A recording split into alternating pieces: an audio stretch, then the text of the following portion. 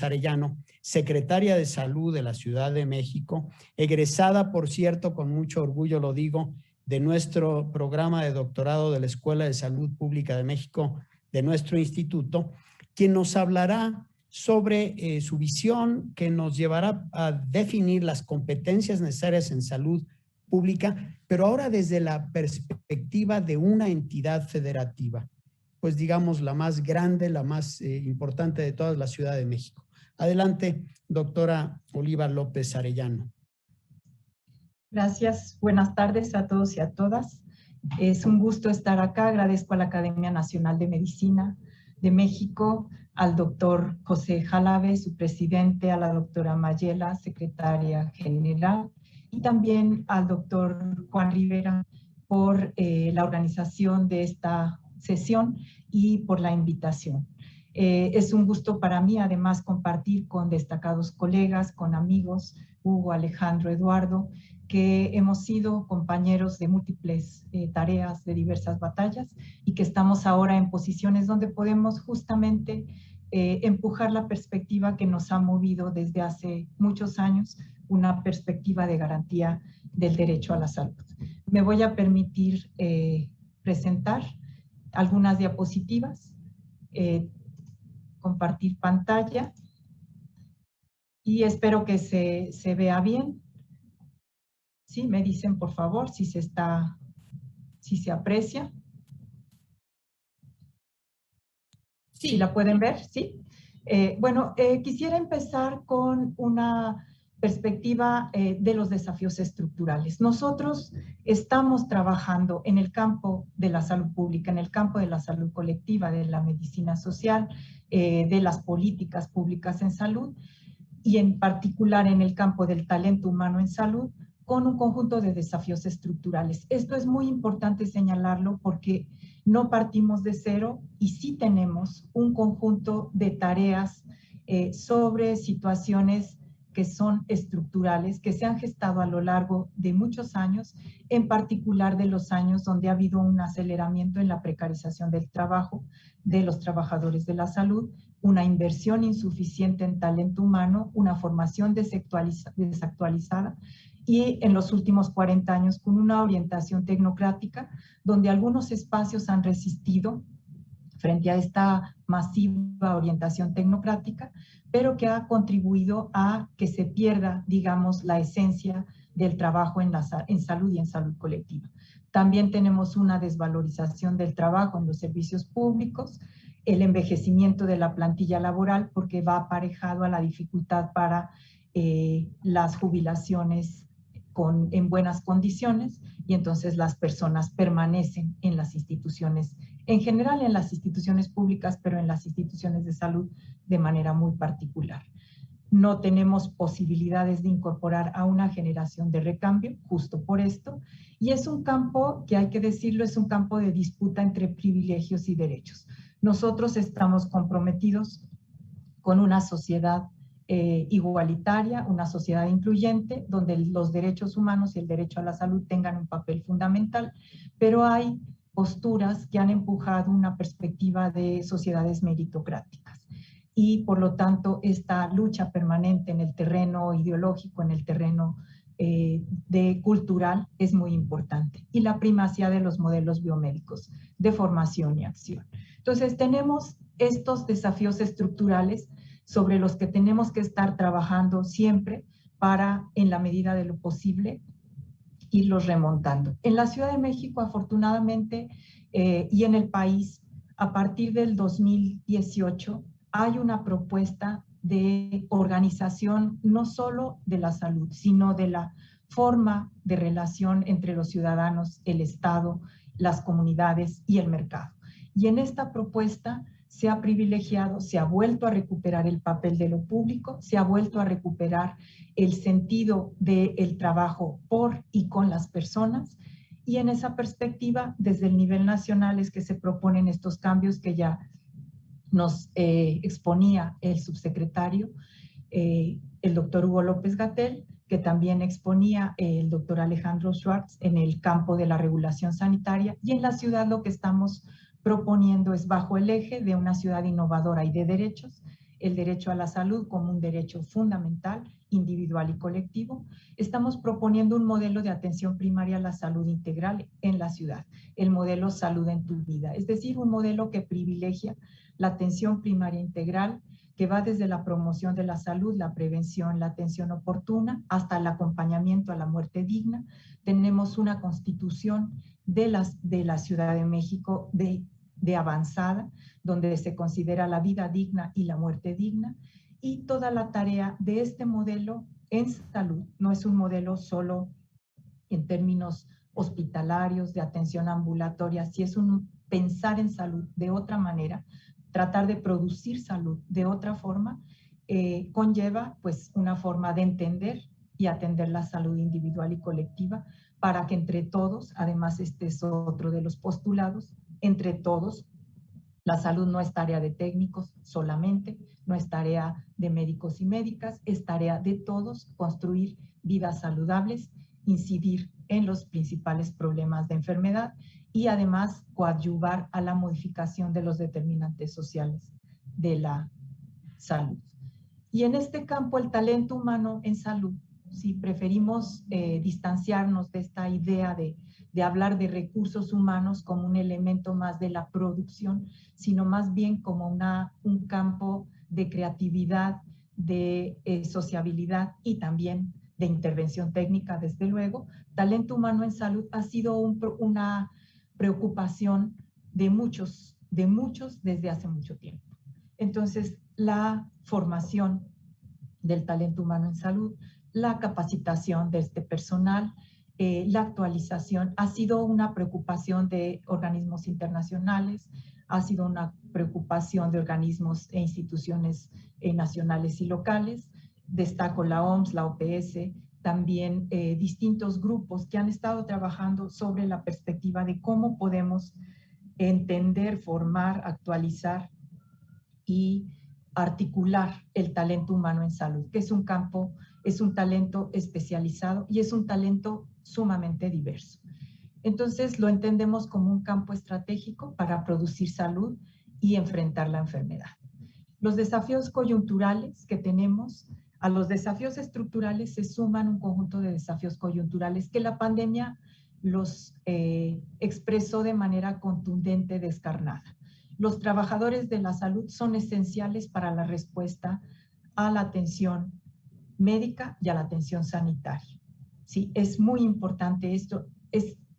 Se había devaluado el campo sanitario, el campo de la salud, el campo de la atención, y la epidemia de COVID, la pandemia de COVID-19, vino a relevar la importancia de estos trabajadores, de este talento humano, de estos profesionales de la salud, que son esenciales para la vida. Entonces, no es un recurso más, hay que pensarlo como el centro de la respuesta social organizada frente a la pandemia. ¿Sí? Es uno de los componentes esenciales y su capacitación masiva fue algo que tuvimos que hacer de manera muy intensiva. Y también otro elemento que creo que forma parte de esta perspectiva de nuevas competencias es el reconocimiento de múltiples espacios de acción para estos profesionales de la salud, para este contingente de talento humano en salud. Pero también teníamos diversos problemas, una demanda enorme de fuerza laboral, todos que estuvimos inmersos, que estamos inmersos en la producción de servicios, en la atención directa, en la atención no solo a la pandemia, sino al conjunto de problemas de salud, en este caso en la ciudad, lo que nos enfrentamos es a una demanda de fuerza laboral, pero a un déficit de talento humano, a un déficit de formaciones que se requerían, a un déficit de personal con diversas capacidades, desde los médicos especialistas y médicas hasta lo que sería epidemiólogos, epidemiólogas, trabajadores comunitarios, promotores de salud. O sea, había un déficit global. Y esto, en términos del desafío coyuntural de la pandemia, quedó muy claro. Además, se fue a resguardo personal en riesgo. Este es otro elemento. Tenemos un contingente de personal de salud enfermo y poco atendido o mal atendido. Y también el riesgo de contagio. Para darles números globales, en la Ciudad de México tenemos 30,000 trabajadores en la Secretaría de Salud del Gobierno de la ciudad. entre el nivel ambulatorio y el nivel hospitalario. De estos, alrededor de 4,000 se fueron a resguardo. Y hubo que aceleradamente pues contratar trabajadores. Tuvimos un conjunto de líneas de acción: incrementar la fuerza laboral. Se hicieron contrataciones aquí con un apoyo muy importante de la Secretaría de Salud del Gobierno de México y en particular del Instituto de Salud para el Bienestar, del INSABI. La reorganización de personal, esto con la organización para atender la pandemia en el nivel hospitalario, la organización en cascada, en el nivel ambulatorio con el despliegue en territorio de múltiples personas que tenían formaciones distintas, trabajadoras sociales, enfermeras de campo, promotores de la salud, pero aquí también con una transformación que también fue muy importante de aquellos afiliadores del Seguro Popular, que se restringía su tarea a incorporar personas a un padrón. Se habían capacitado antes de la pandemia y fueron también un grupo muy importante para promoción de la salud y el cuidado de los trabajadores, todo lo que se desplegó de equipo de protección personal. La capacitación masiva fue clave y en eso, en la capacitación masiva, tuvimos el apoyo, la colaboración de más de 30 instituciones de salud y educación en la ciudad. Y aquí funcionamos, este es otro elemento que estamos empujando y que coincidimos con la propuesta nacional de reorganización del sistema de salud en México y en la ciudad. Es un sistema unificado de salud. Trabajamos con institutos nacionales, en particular el Instituto Nacional de Ciencias Médicas y Nutrición, Salvador Subirán, que tuvo un papel fundamental para la capacitación, y el INER, con instituciones educativas, la UAM, la UNAM, el POLI y también instituciones privadas como la Ibero, que aportó mucho en la parte de, digamos, de salud mental y de monitoreo y apoyo para los trabajadores en el campo de la salud mental. Y entonces lo que se hizo fue, por un lado, un entrenamiento clínico acelerado, masivo, un programa estratégico de educación a distancia y el programa fundamental de lo que sería el programa que incluso ya está validado de capacitación masiva, modular y con participación de diversas instituciones educativas y de salud con el programa de capacitación anual, como ya señalaba, de el CIFRUS. Entonces, enfocado desde luego a los distintos campos y en el caso de la atención ambulatoria y hospitalaria, a los niveles de atención con temas transversales. ¿Cuáles son algunos de los aprendizajes? La formación, capacitación y actualización del personal de salud es estratégica. No puede ser una tarea coyuntural. Ahora tuvimos que tomar el toro por los cuernos y hacer una capacitación masiva para enfrentar la pandemia de COVID-19, pero es una tarea que tenemos que hacer siempre para las distintas campos de formación de este talento humano. Y aquí hay que decir que esta formación no se da en el aire. Tiene que ser una formación anclada a un modelo de desarrollo, a una propuesta de sociedad, a un modelo de atención a la salud médica, a la parte también sanitaria, a la parte de regulación. Es decir, no puede ser un modelo en términos tecnocráticos, sino anclado a cómo estamos planteando la transformación de la sociedad, a cómo estamos planteando la transformación de las instituciones y a cómo estamos planteando el acompañamiento, la cercanía y el trabajo cotidiano con las poblaciones, con las comunidades, con estas personas, esta población a la que nos debemos. También encontramos entre los problemas y que hay que atender, porque ahora es en términos de salud mental por la exigencia, el estrés y el síndrome post-COVID del personal de salud, pero es personal que, como ya les decía, es personal que requiere que estemos atentos a su salud. Ha estado abandonado, es un personal que atiende salud, produce salud y está abandonado. Y necesitamos recuperar este cuidado para nuestros propios trabajadores. Algo a mediano plazo que es esencial es ir mejorando el tipo de contratación. Y desde luego en términos post-COVID, pues dar un apoyo muy importante a la parte que sería la salud mental de los trabajadores de la salud.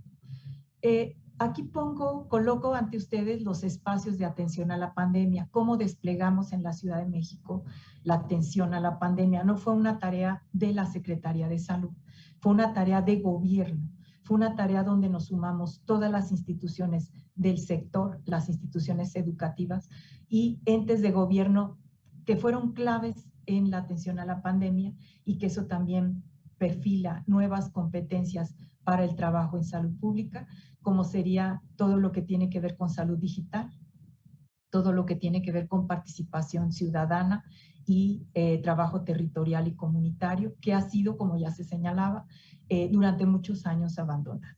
Entonces, tenemos desde el componente de vigilancia epidemiológica de plataforma, donde necesitamos formar competencias que estén habituados a los sistemas digitales, que propongan que se pueda trabajar desde telemedicina, las formas más elementales de telellamada, hasta lo que sería inteligencia artificial.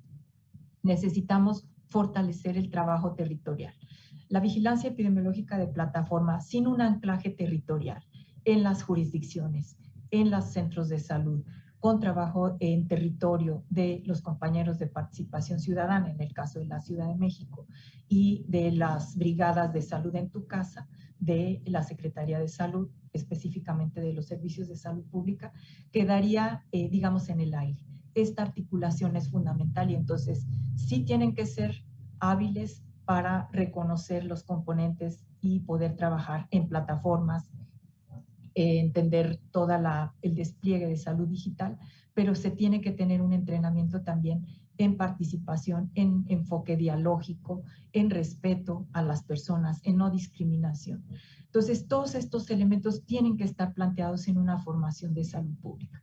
Desde luego, los componentes de regulación sanitaria, que fue muy importante el fomento, la regulación y la seguridad sanitaria para intervenir espacios como la central de abastos, como y la intervención que se hizo en reclusorios, como las intervenciones en asilos, que a pesar de una pandemia feroz y que cobró vidas y sufrimiento en la ciudad, podemos decir que en estos espacios que eran álgidos en términos de contagio, se pudo mitigar en gran medida mucha de la velocidad del contagio y se pudo también tener una atención ambulatoria y hospitalaria de buena calidad.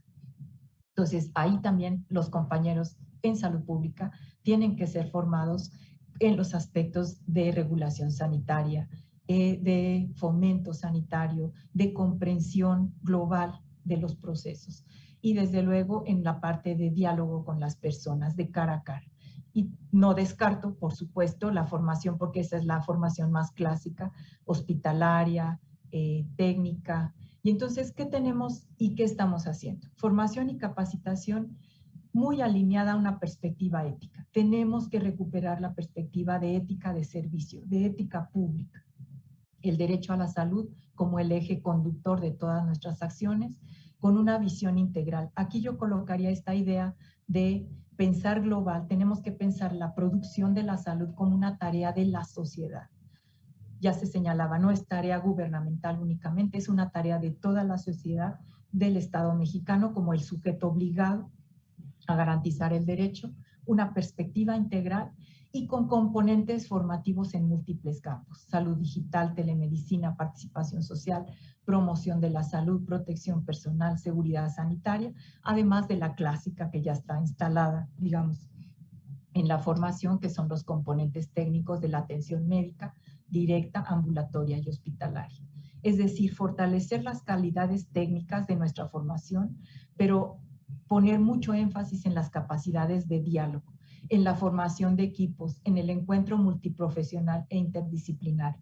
Si algo nos mostró esta pandemia es que salud solito, ¿no? Así en la perspectiva de la atención hospitalaria y la atención médica, queda muy corta en su quehacer si no suma y no pone esta perspectiva amplia de producción de salud con la población, con múltiples actores sociales y en múltiples dimensiones y espacios sociales. Una postura muy activa frente al conocimiento y a la innovación. También esta es una capacidad que debemos desarrollar en, en nuestra formación en salud pública.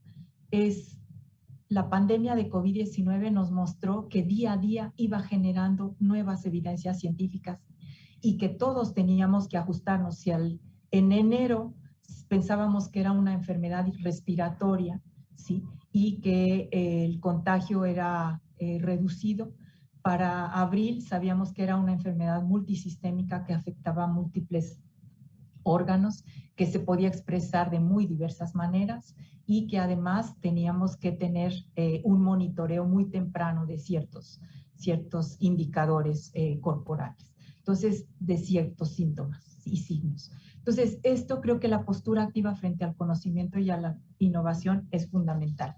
Y ya para ir cerrando, la revalorización del trabajador de la salud y su quehacer es algo que ganamos con la pandemia.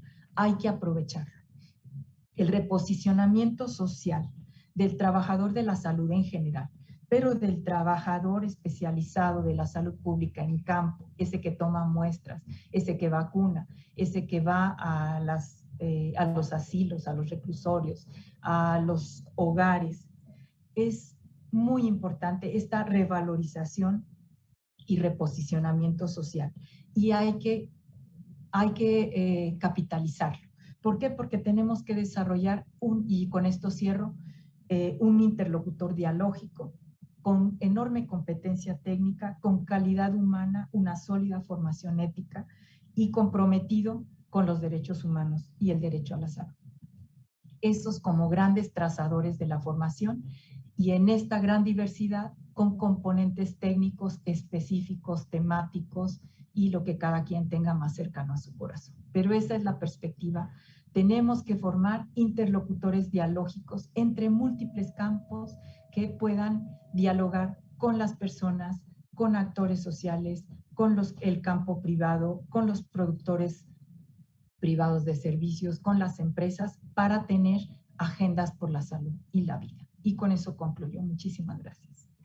Muchísimas gracias, doctora Oliva López Arellano. Nos presentó desafíos estructurales, coyunturales que vive la Ciudad de México en su labor de atención y de prevención de la salud, el modelo de atención primaria en salud, las transformaciones que se han requerido en la pandemia, y me gustó mucho y nos va a servir de mucho en el instituto, es su visión sobre las nuevas competencias que se requieren, no solo las competencias técnicas, sino valores, maneras de trabajo, perspectivas integrales, esta idea de trabajar con diferentes actores y sectores. Muchísimas gracias y damos ahora la palabra